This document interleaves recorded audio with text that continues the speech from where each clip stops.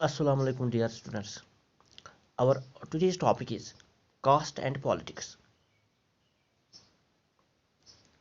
Cast क्या role play कर सकती हैं पॉलिटिक्स में?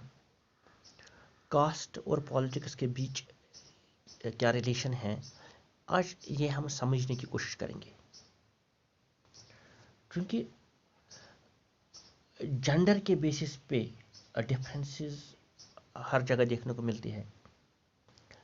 रिलीजन के बेसिस पे डिफरेंसेस जो हैं वो हर कंट्री में हम देख सकते हैं, लेकिन कास्ट बेसिस डिफरेंसेस, कास्ट के बेसिस पे डिफरेंसेस या डिवीजन जो सोसाइटी में पाया जाता है वो सिर्फ इंडिया में हम देख सकते हैं।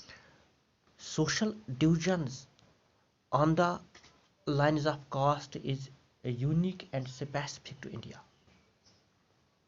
एंड ये जो कास्ट सिस्टम जो है, the caste system of the present has evolved from the varna system which was based on occupations and on the principle that an occupation passed from one generation to another. तो initially क्या होता था? Initially पहले जब हम देखते हैं, लोगों की कास्ट उनके ऑक्यूपेशन के हिसाब से डिफाइन होती थी।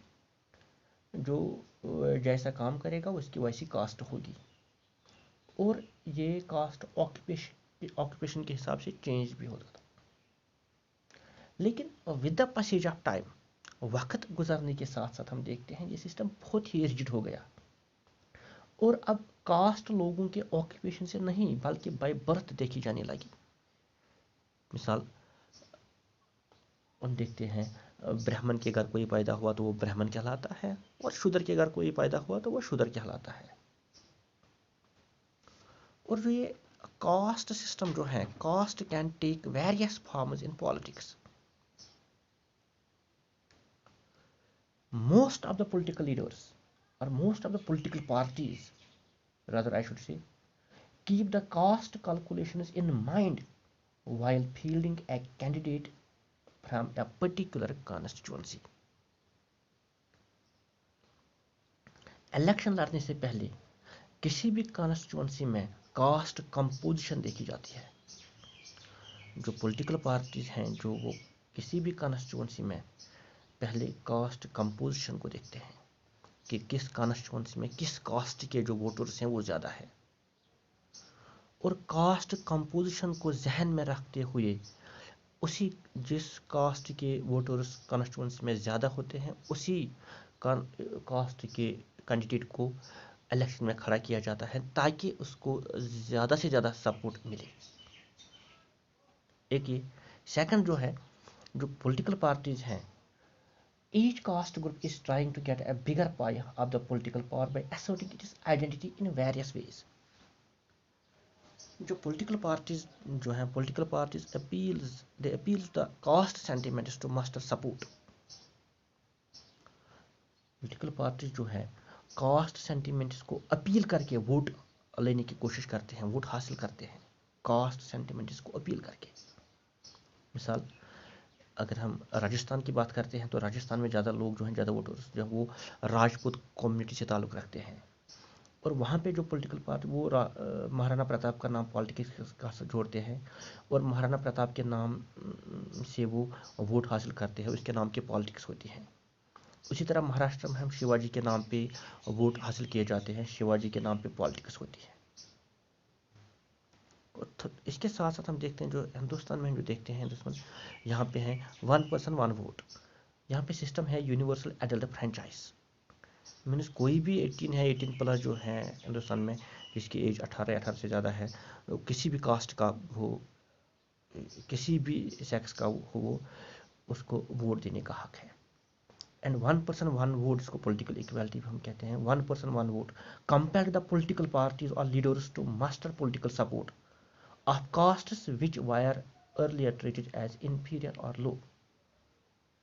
क्योंकि पॉलिटिकल पार्टीज कास्ट कंपोजिशन को जहन में रखते हैं तभी कैंडिडेट्स को इलेक्शन में खड़ा करते हैं, कास्ट सेंटिमेंट्स को अपील करते हैं, लेकिन उसके साथ साथ पॉलिटिकल पार्टीज वो ये जानते हैं कि एक ही कास्ट के सपोर्ट पे इलेक्शन नहीं जीता जाता, इसलिए वो जो इन्फीरियर और जो लो कास्ट जो होते हैं وہ ان کی طرف بھی جو ان کو بھی اسپیشل اٹینشن وہ دیتے ہیں وہ ان کے ووٹس حاصل کرنے کے لیے. تو ڈیفینیٹلی ہم کہہ سکتے ہیں جو یہ کاسٹ جو ہے ہندوستان میں ایک اہم رول پلے کر سکتی ہے پالیٹکس میں. لیکن cost alone can not determine election results in India. Cost ایک اہم رول پلے کر سکتے ہیں، اس میں کوئی شک نہیں ہے، پالیٹکس میں اس کا ایک اہم رول ہے، ایک ڈیسائیڈنگ فیکٹر ہے. لیکن کاسٹ جو ہے alone cannot determine election results in India، جس کی بہت سارے وجوہات ہیں. Because no parliamentary constituency has clear majority of one single caste.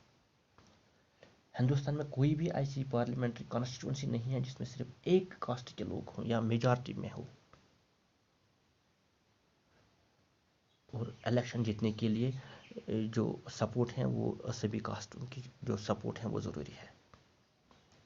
اور دوسری بات، no party won all the votes of a particular cost.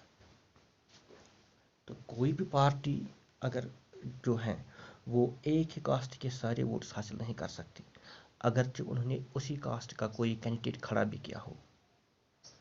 کیونکہ ہندوستان میں بہت سے ایسے بھی لوگ ہیں جو کاسٹ سینٹیمنٹ سے اوپر اپنے پولیٹیکل سینٹیمنٹس کو رکھتے ہیں، جن کے آئیڈیاز، جن کے تھنکنگ جو ہیں اس پارٹی سے تھوڑی ڈفرینٹ ہو. اور یہ بھی ایک ریزن ہے، ڈفرینٹ پارٹیز میں put the candidates from the same caste. تو اگر ایک پارٹی نے جو وہاں پہ سب سے جو میجر کاسٹ کے لوگ کانسٹیٹوینسی میں ہیں ان میں سے ایک کینڈیڈیٹ کو کھڑا کیا، تو یہ بھی ہے کہ جو پارٹی دوسری پارٹی ہوگی وہ بھی اسی کاسٹ سے کینڈیڈیٹ کو الیکشن میں کھڑا کر سکتی ہے. تو اس طرح جو ووٹس ہیں وہ ڈیوائڈ ہو جاتے ہیں.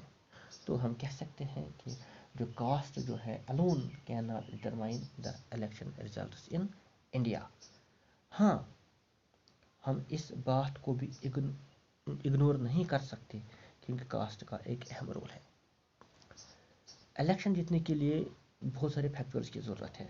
ادر فیکٹرز آلسو میٹرز، جس میں پولیٹیکل پارٹیز کا ایجنڈا کیا ہے، اس کا پروپیگنڈا کیا ہے، پارٹی کی ریپوٹیشن کیا ہے، اور خاص کر جو ہے پارٹی کتنی پاپولر ہے، پاپولرٹی جو لیڈرز کی ہیں، پارٹی کی جو پاپولرٹی ہے وہ کتنی ہے. ہم دیکھتے ہیں کہ بی جے پی دوسری بار سرکار بنانے میں کامیاب ہو گئی.